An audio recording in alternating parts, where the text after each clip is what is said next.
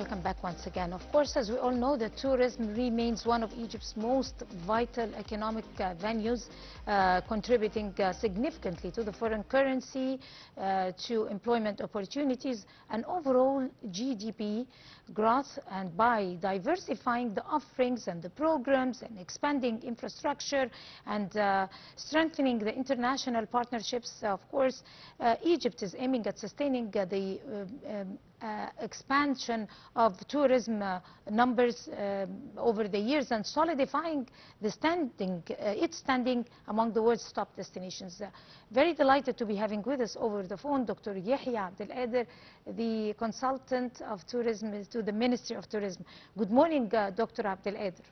Good morning, Ms. Mani. How are you? How are you doing, sir?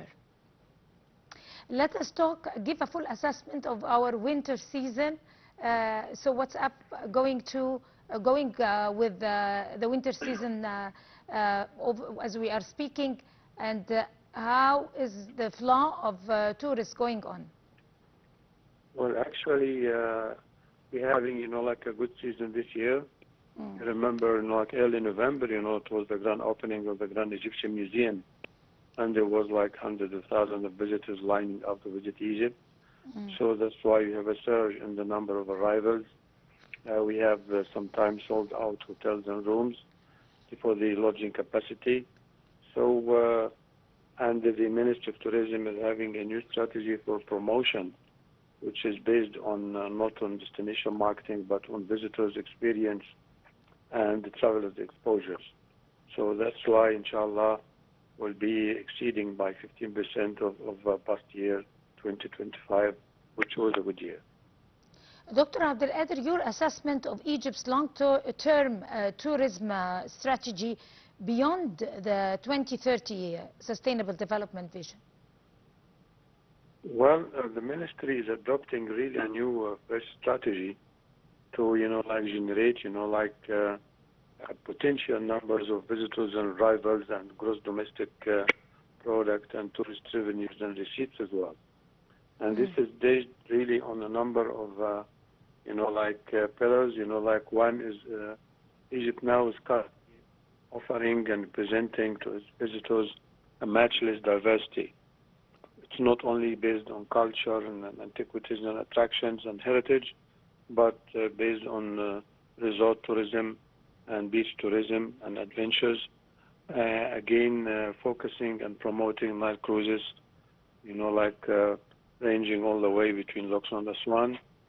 And for the visitors of Alexandria, of Cairo, Luxor and Aswan, we now short,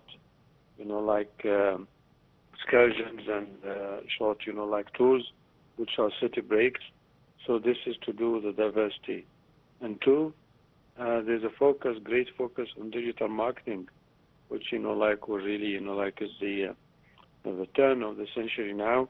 We have, they're having platforms, working associated tightly with Google, with Waygo, and we have seen a number of celebrities, movie stars, influencers, and bloggers around the clock visiting Egypt, its attractions. So this is number two. And number three, of course, applying the artificial intelligence, potential to promote Egypt as a world destination.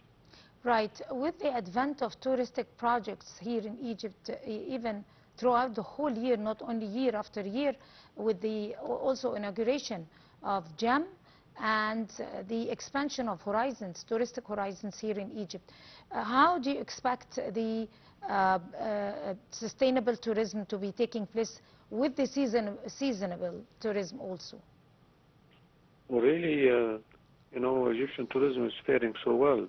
We have seen the Minister of Tourism, and his experts, associates, attending at least 10 major exhibitions, since early September, worldwide, in Spain, in Turkey, in Paris, and in Italy, and in London, all over the world.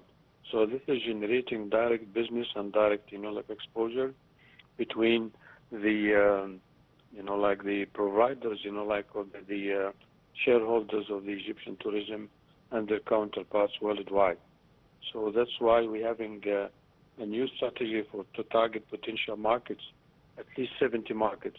40 of them are primary and 30 of them are secondary markets, which is going to be a great season, inshallah, this year. Do you think, Jem, of course it's a one-of-a-kind event, probably throughout the whole era.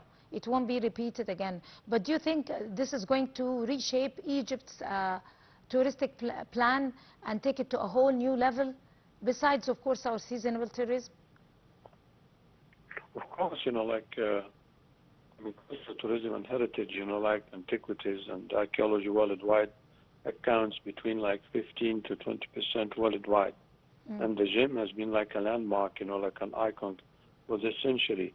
So visitors, are going to be lining up year-round, and we have to generate, use it as a cluster to promote, the Giza Plateau area, with the moving of the sun boats to be included inside the museum, upgrading neighborhood areas, like Nazit Saman, and, making a cluster area with facilities, attractions, and lodging capacity that is going to be, a pilot, project in that area to amass a larger number, hundreds of thousands of millions of visitors year-round.